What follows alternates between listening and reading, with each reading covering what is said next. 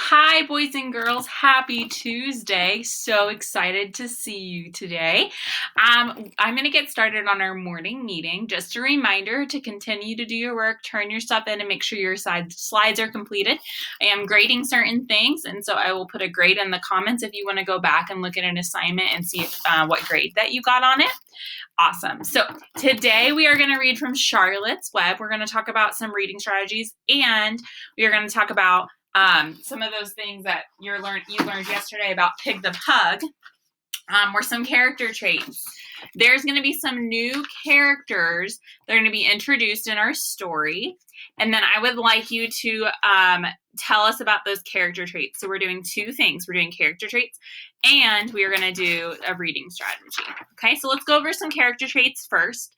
Someone might be angry. See how he has over here. He has an angry face. They could be bossy, dangerous, disrespectful, nosy, sad, sneaky.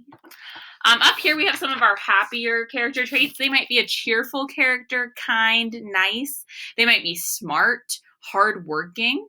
And down here they could be also friendly, nice, playful, respectful, trustworthy. Or they could be crazy, funny, silly, wild. So we want to just make sure that we're starting to use some of these cool character trait words. Okay? All right. Moving on. Next, the strategy we're going to use today is, let's see where it is.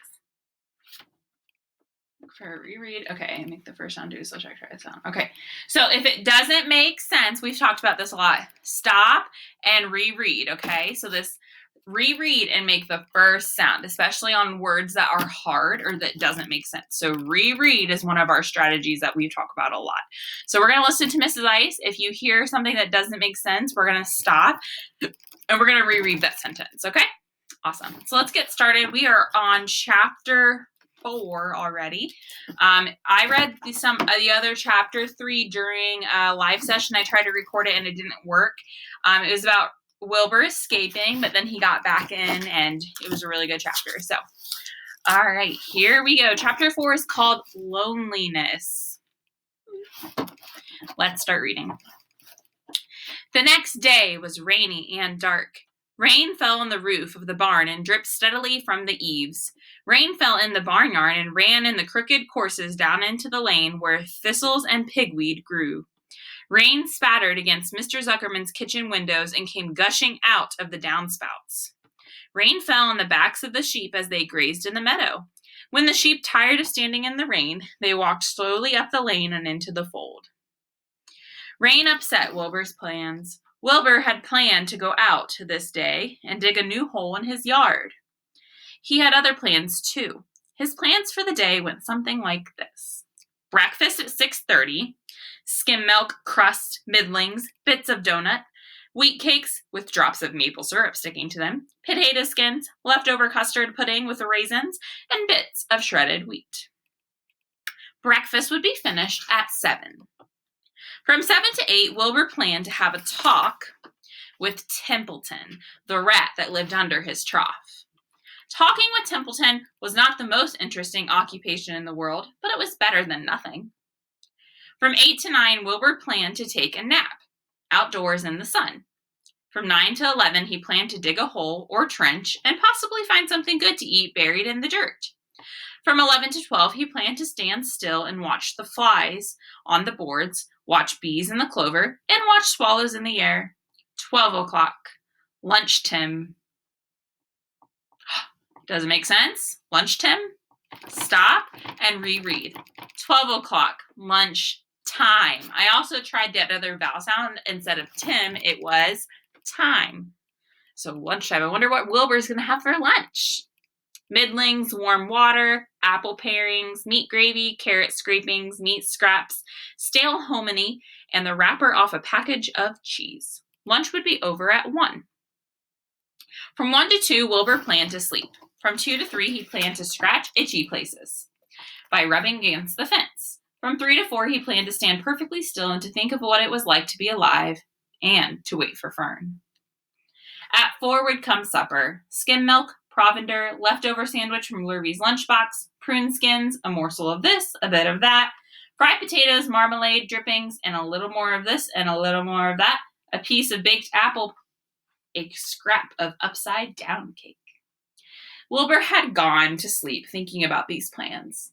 He awoke at 6 and saw the rain, and it seemed as though he couldn't bear it.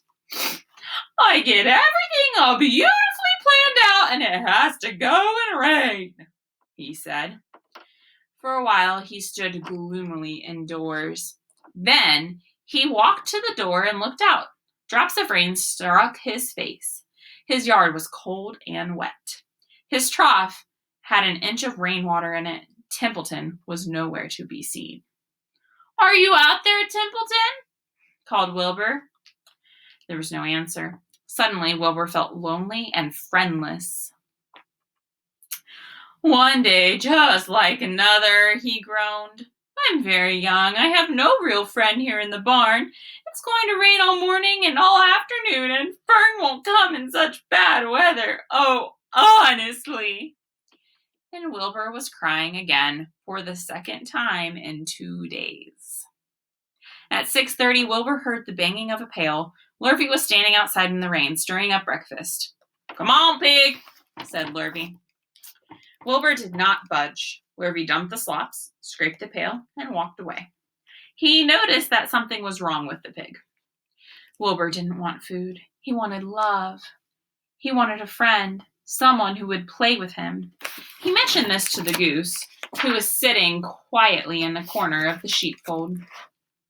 Will you come over and play with me? He asked. Sorry, Sonny, sorry, said the goose. I'm sitting on my eggs. 8 of them. Gotta keep them toasty, warm. I have to stay right here. I'm no flibbity-a-bittery gibbet. I do not play when there are eggs hatch. I'm expecting goslings. Well, I didn't think you were expecting woodpeckers, said Wilbur bitterly. Wilbur tried one of the lambs. Will you please play with me? He asked.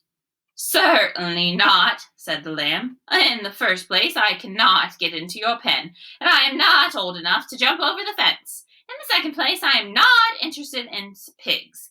Pigs mean less than nothing to me. What do you mean, less than nothing? Replied Wilbur. I don't think there is anything as less than nothing. Nothing is absolutely the limit of nothingness. It's the lowest you can go. It's the end of the line. How can something be less than nothing? If there was something that was less than nothing, then nothing would be nothing. It would be something, even though it's just a very little bit of something. But if nothing is nothing, then nothing has nothing that is less than it is. Oh, be quiet, said the lamb. Go play by yourself. I don't play with pigs. Sadly, Wilbur lay down and listened to the rain. Does that make sense? No. Stop, reread, and make the first sound. So, sadly, Wilbur lay down and listened to the rain. What is he listening to? The rain. We tried the other vowel sound, okay? We did 2 strategies.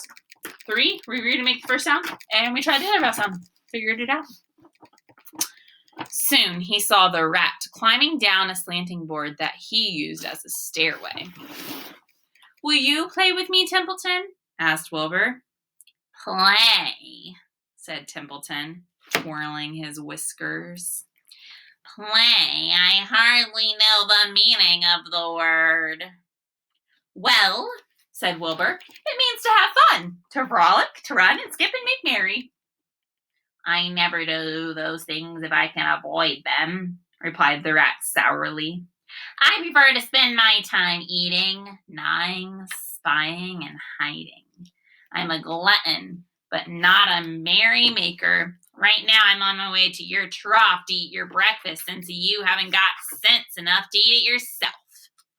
And Templeton the rat crept stealthily along the wall and disappeared into a private tunnel that he had dug between the door and the trough in Wilbur's yard.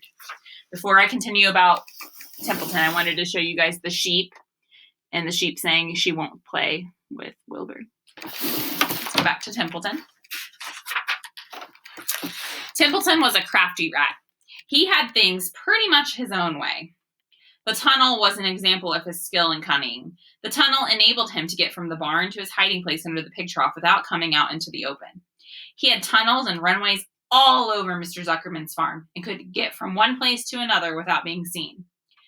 Usually he slept during the daytime and was abroad only after dark. Wilbur watched him disappear into his tunnel. In a moment, he saw the rat's sharp nose poke out from underneath a wooden trough. Cautiously, Templeton pulled himself over the edge of the trough.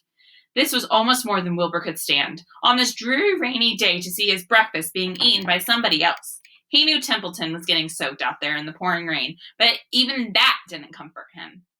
Friendless, dejected, and hungry, he threw himself down in the manure and sobbed. Late afternoon, Lurvy went to Mr. Zuckerman. I think there's something wrong with that pig of yours. He hasn't touched his food. Give him 2 spoonfuls of sulfur and a little molasses, said Mr. Zuckerman. Wilbur couldn't believe what was happening to him when Lurvy caught him and forced the medicine down his throat. This was certainly the worst day of his life. He didn't know whether he could endure the awful loneliness anymore. And here he is, crying, laying down. Poor Wilbur. Darkness settled over everything. Soon there were only shadows and the noise of the sheep chewing their cuds, and occasionally the rattle of a cow chain up overhead. You can imagine Wilbur's surprise when out of the darkness came a small voice he had never heard before. It sounded rather thin, but pleasant. Do you want a friend, Wilbur? It said. I'll be a friend to you. I've watched you all day, and I like you. But I can't see you, said Wilbur, jumping to his feet. Where are you? And who are you? I'm right up here, said the voice. Go to sleep. You'll see me in the morning. And that's the end of chapter 4. Our next chapter is called Charlotte. So before we get moving on and closing for the day, we did a great job of stopping and rereading. I want you guys to practice doing that as well, okay? Another thing that we did a very good job was trying other vowel sounds, which was a strategy I wasn't even thinking of. Okay, so I'm going to do an example, there we go, of how to characterize Wilbur. And then you're going to tell me in the comments below a new character, because there were some new characters that we met, and I want you to describe them with some character traits, okay?